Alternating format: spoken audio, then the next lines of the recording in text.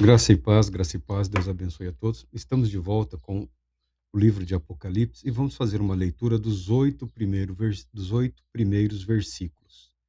Diz o seguinte o texto: Revelação de Jesus Cristo, que Deus lhe deu para mostrar aos seus servos as coisas que em breve devem acontecer e que ele, enviando por intermédio do seu anjo, notificou ao seu servo João, o qual atestou a palavra de Deus e o testemunho de Jesus Cristo quanto a tudo o que viu.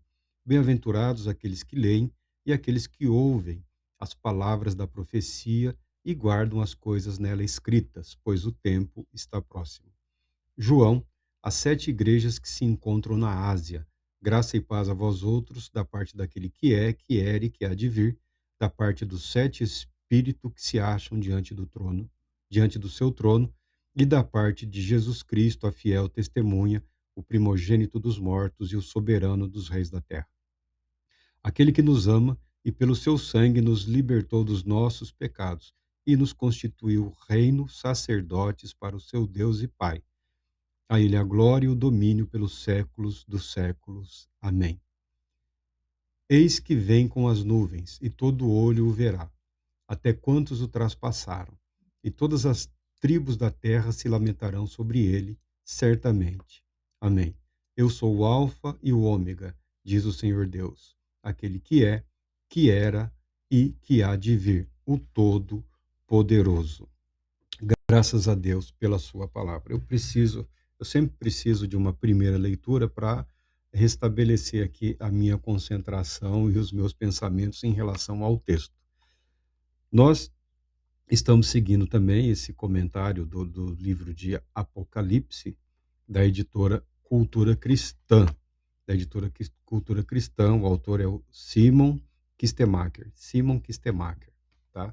Eu peço licença para pronunciar dessa maneira, porque eu não tenho a mínima ideia de como se pronuncia um nome holandês, tá bom?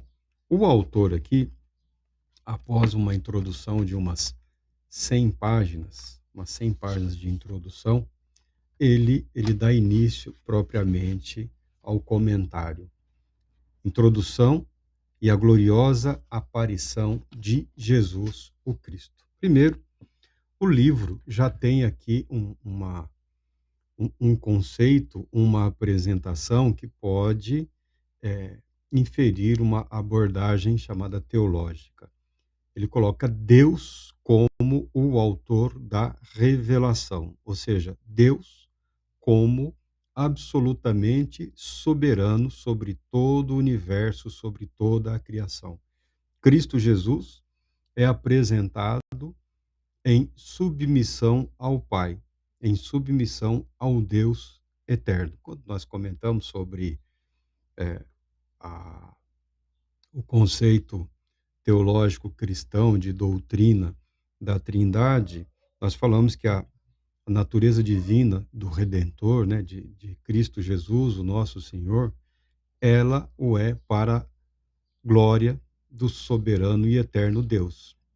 Cristo participa da natureza divina não como concorrente, nunca como concorrente a Deus Pai, mas perfeitamente obediente, cuja natureza, cujo ser e cujo propósito é apresentar ou reapresentar à humanidade o Deus glorioso na sua natureza, na sua concepção, como ele pretende ser conhecido pela humanidade. Alguns comentaristas do passado, espero eu, quando se referiam aos textos do Antigo Testamento, faziam uma leitura muito superficial e grosseira. Temo eu que muitos desses autores nem sequer deram muito tempo à leitura dos textos do chamado Antigo Testamento, como se no Antigo Testamento Deus se apresentasse como um Deus raivoso, como um Deus o tempo todo irado,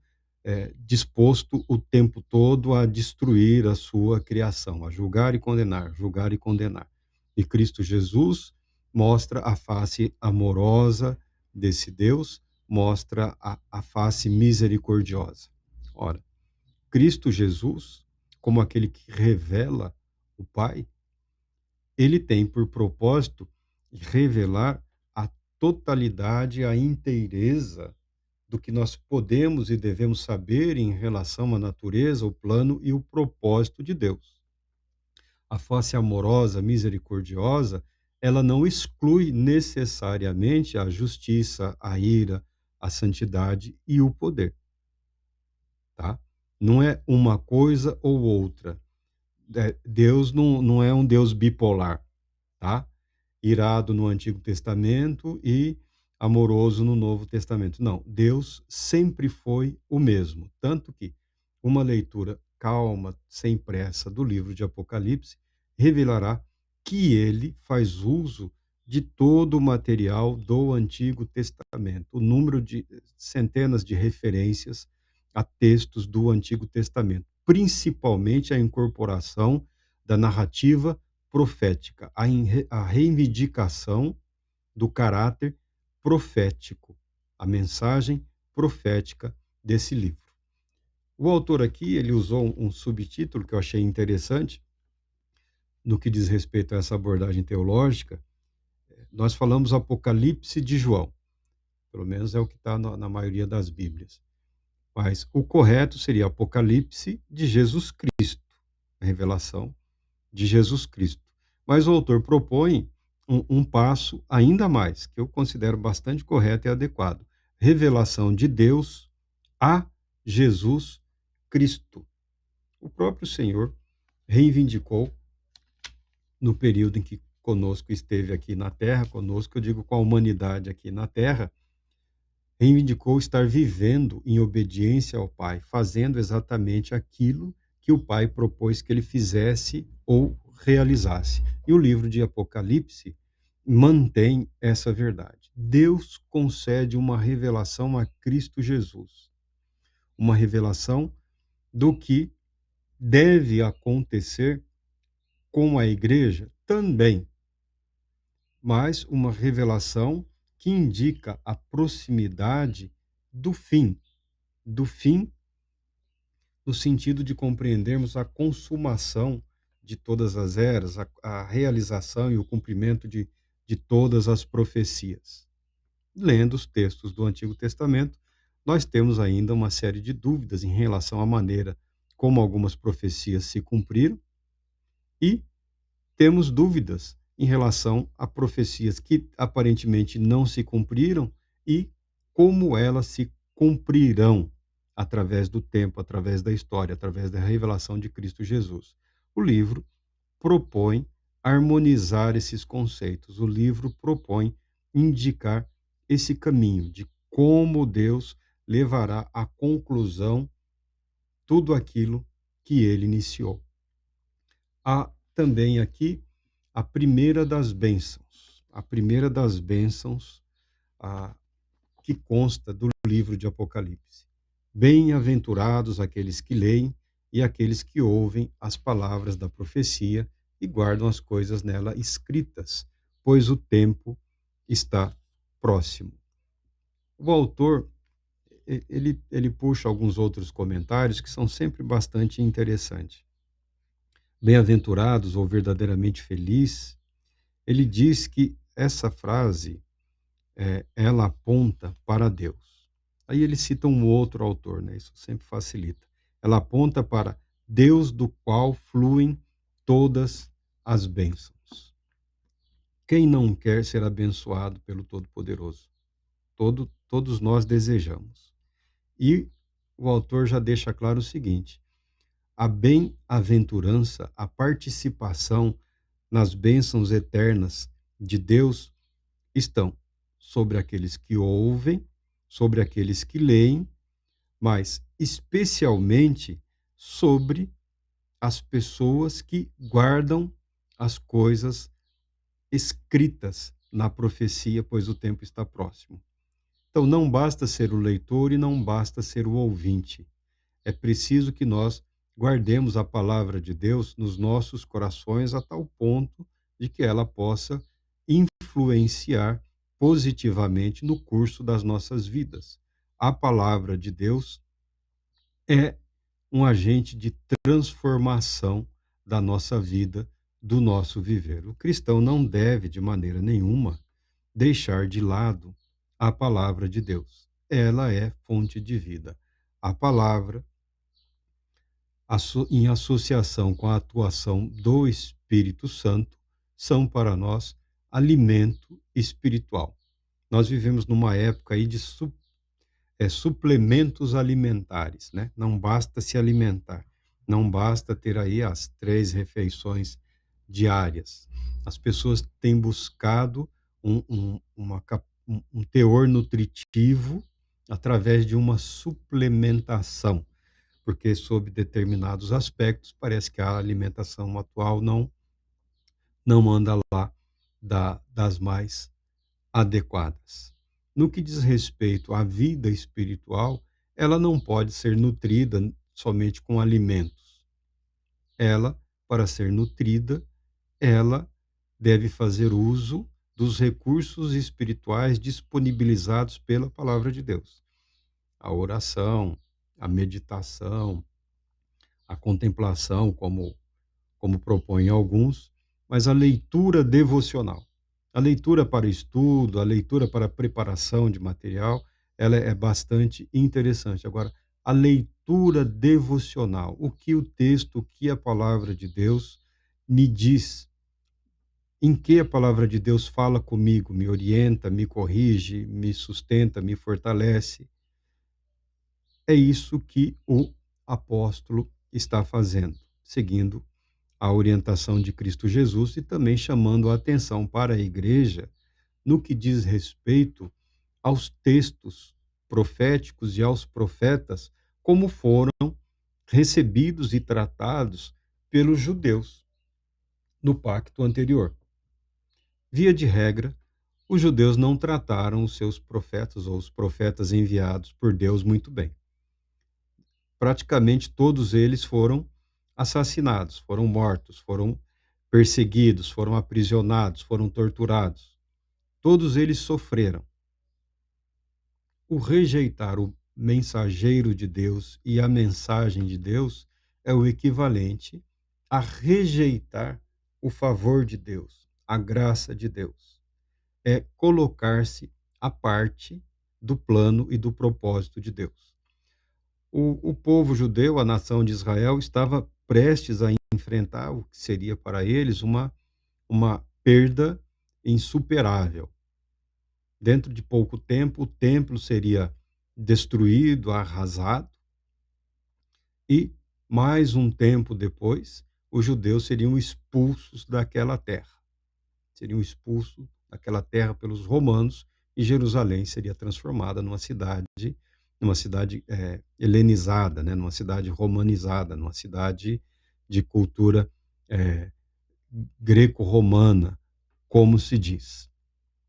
Isso seria como um sinal, tanto para os judeus quanto para os cristãos. O rejeitar a palavra de Deus, o rejeitar a graça de Deus, porque nós usamos sempre esse conceito. A graça de Deus, ela é exigente. A graça de Deus, ela não é indiferente. Deus não desperdiça do seu favor, do seu amor, do seu poder em relação à sua criação. Deus aguarda uma resposta. E nós devemos sempre nos posicionar. Então, à primeira mão, o povo de Deus é chamado a um posicionamento em relação a Deus e em relação ao seu Cristo. Essa é a mensagem dada por Deus a Cristo Jesus para a igreja daquela época e de todos os tempos. O que deveria ter início, teve início pouco tempo depois, ainda nos dias desses que receberam essa mensagem. E a maneira como eles reagiram e viveram serve para nossa orientação, serve para nós como baliza em relação a como devemos ou podemos proceder diante das dificuldades que surgem de tempos em tempos, dificuldades estas das quais ninguém está isento. Uma outra coisa importante nesse texto é a maneira como a revelação que Deus concedeu a Cristo Jesus chega até João. A revelação chega através de um anjo, de um mensageiro, tá? Um portador da revelação chega até João, que está aprisionado na ilha de Patmos, e a ele concede essa magnífica revelação, repleta de imagens, de figuras, de símbolos, mas garantindo que ele tenha uma compreensão correta em relação a tudo aquilo que ele está vivenciando na sua mente ou no seu espírito. Você pode tentar interpretar isso como você bem entender. O fato é que um anjo a serviço, um anjo sob as ordens de Cristo Jesus, ministrou uma revelação dada por Deus na vida de João. E João registrou e transmitiu essa mensagem para as igrejas que tinham afinidade com ele, essas 7 igrejas selecionadas aí na Ásia. Obviamente, as mensagens depois foram retransmitidas, trocadas, alcançando grande parte eh, ou a totalidade dos cristãos daquela época. Como os anjos participam nesse processo de revelação, ou nesse processo de transmissão da revelação, da verdade, isso é um completo mistério. Isso é um completo mistério para nós, tá? Nós não temos eh, como explicar, não temos como explicar. É uma garantia que eu entendo, eu interpreto que esse mensageiro, esse anjo aqui, ele comunicou a revelação, ele transmitiu como como garantidor e preservador da integridade física e mental do João. Ponto. Fora isso, não temos como falar da, da complexidade de, de temas que fogem à nossa natureza, à nossa compreensão, tá? Mas o anjo aqui, ele é um garantidor. Ele é alguém apto a transmitir uma verdade de natureza essencialmente espiritual, muito embora vinculada à realidade na qual João estava vivendo. Outro ponto em relação a esse anjo aqui, sob as ordens de Cristo, é deixar a seguinte garantia para a igreja: o céu vai muito bem. O céu está em perfeita ordem e harmonia. Não há maldade, malignidade ou rebelião no ambiente celestial. Cristo Jesus governa sob as ordens do Pai. Cristo Jesus já reina. Cristo Jesus já é apresentado como soberano. Cristo Jesus já é apresentado aqui como o regente absoluto de toda a criação sob as ordens de Deus Pai. Ponto. No céu. O livro diz respeito a como essa posição de Cristo Jesus afeta e afetará as nossas vidas aqui na terra. Tanto que, quando ele faz a destinação aqui, às inúmeras igrejas, né, a saudação, graça e paz a vós outros, ele coloca numa ordem diferente. Ó, no versículo 4, graça e paz a vós outros, da parte daquele que é, que era e que há de vir, da parte dos 7 espíritos que se acham diante do seu trono e da parte de Cristo Jesus, a fiel testemunha, o primogênito dos mortos e o soberano dos reis da terra. Deus, o Pai, Deus Todo-Poderoso, é apresentado aqui nessa saudação como aquele que é, que era e que há de vir, eterno, como o eterno Deus. E também como aquele que é de vir, porque Cristo Jesus ou está revelando, Cristo Jesus ou está manifestando, e o que Cristo Jesus está transmitindo aqui no livro de Apocalipse em relação a Deus o Pai, a soberania. Da parte dos 7 espíritos que se acham diante do seu trono. Quem quer fantasiar pode imaginar aí 7 anjos, eh, 7 seres, mas na verdade está falando da plenitude do Espírito Santo. O número 7 aí é usado nesse contexto, está falando da plenitude do Espírito Santo e graça e paz da parte daquele que é, que era e que há de vir, graça e paz da parte dos 7 espíritos ou do Espírito Santo, na sua plenitude, e da parte de Jesus Cristo, a fiel testemunha. O autor aqui, ele faz aqui uma uma interpretação, uma analogia com o templo, com o santuário dos judeus, né? O Pai como relacionado ao Santo dos Santos, o Santíssimo Lugar, oculto a todos, exceto ao sumo sacerdote, uma vez por ano. Os 7 Espíritos, ou o Espírito Santo, como uma alusão representada na iluminação, nas luzes que havia no lugar santo, no lugar santo.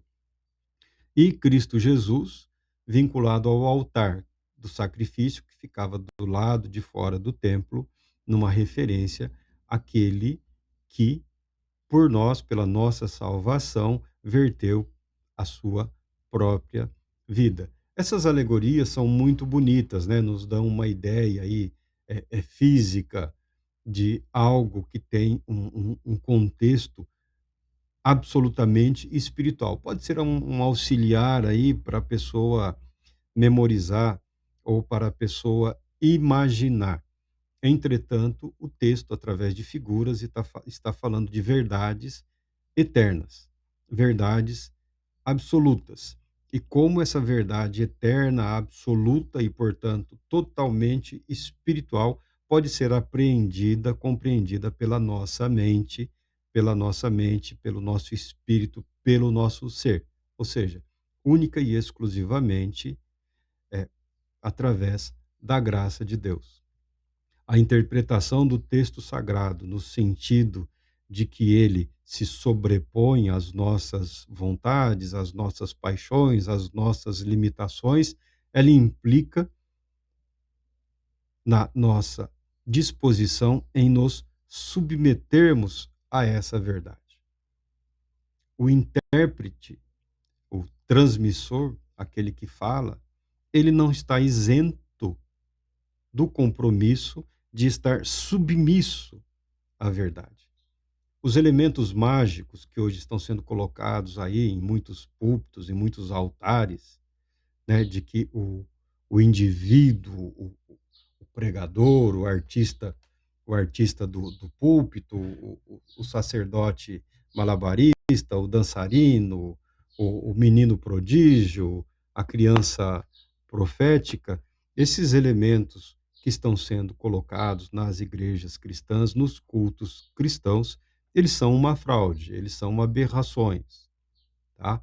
Eles não expressam a verdade contida na palavra de Deus. Por isso fica sempre esse ponto aqui. As bênçãos eternas de Deus estão destinadas àqueles que estão dispostos a se submeterem à verdade por ele revelada. Por verdade por ele revelada, não é necessariamente só o texto, mas diz respeito à verdade encarnada em Cristo Jesus. E fala sobre o que a igreja deve ser. Fala como a igreja deve se comportar e nos constituiu reino, sacerdotes para o seu Deus e Pai, falando de Cristo Jesus.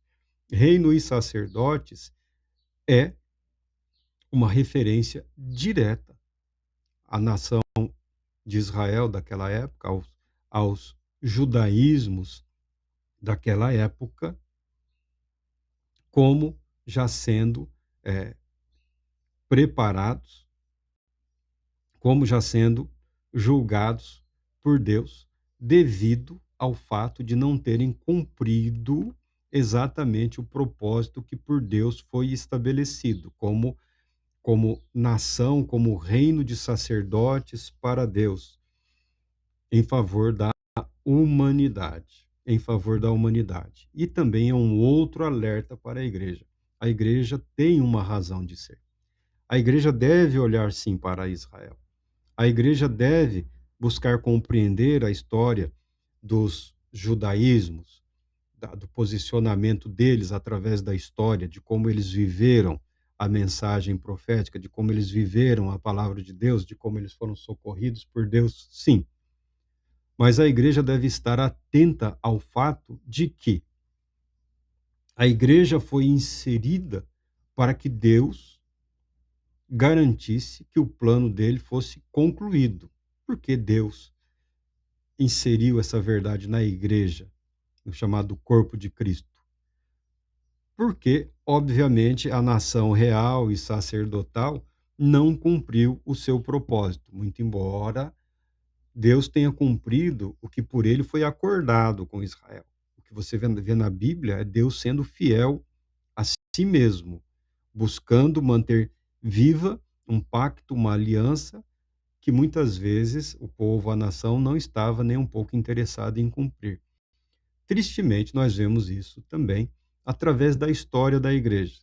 Todos amam a história dos martírios, que é verdadeira, de como homens e mulheres corajosamente enfrentaram as tribulações, as perseguições, a privação e até mesmo a morte para serem fiéis ao seu Senhor e Salvador Jesus Cristo. Essa é uma parte da história, é uma parte da verdade.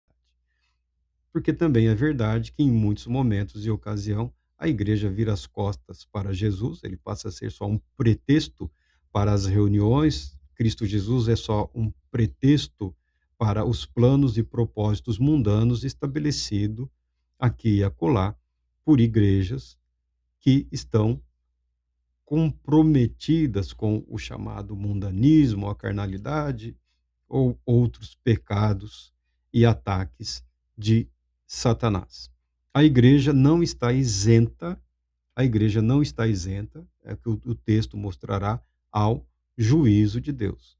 A igreja não está isenta à repreensão, à correção, ao castigo, ao juízo e até mesmo ao desaparecimento. É o que nós vemos na história. Belos movimentos tiveram seu início, alguns desapareceram, outros estão aí rastejando através da história, e alguns outros estão comprometidos com o inimigo. Isso é fato e isso é verdade. Nunca foi, não é e nunca será por falta de advertência ou por falta de encorajamento.